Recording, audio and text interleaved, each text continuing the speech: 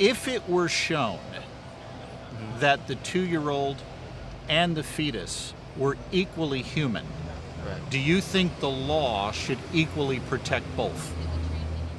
I think it's different if you compare an unborn human versus like a born human, because if a human is born, then they've already achieved their life on this planet, and then they were born to live life on this earth as a human being. But I mean, I think up until the point they're born, they the person should have a right to abort their child or not. Let me ask you this. I'm curious your thoughts, and it's not a trap question. I'm just wondering Okay. how you would answer. Doctors in San Francisco are doing surgery on fetuses in utero.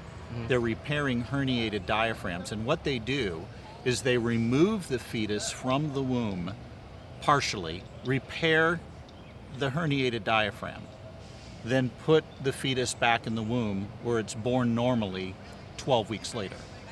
Do you think at that point the fetus goes from being non-human with no rights to briefly being human and having rights, and then back to being non-human with no rights again? No, I think it's just I don't think it's the non-human human non-human. I think it's just the entire process is just as a fetus. So would it be, let's say there was a situation where a woman prematurely gives birth to a fetus at 28 weeks. Okay. Child's born. But her best friend is standing next to her with a child in utero at 40 weeks that is way more developed than the one at 28 weeks. Do you see anything different between those two?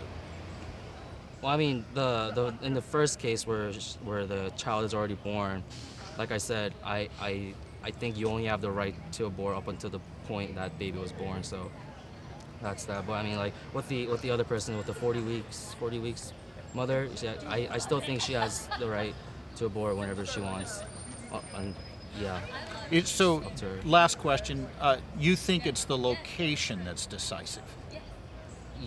I mean, like you can't abort a child if it's born. Right. So yeah, as long as it's in there, I think you have the right to. Because I mean, it's your baby and it's you made it, and so you should have whatever. Like even though it's a human being, like it. Well, it's going to be a human being, but you still have every right to do what you want with it.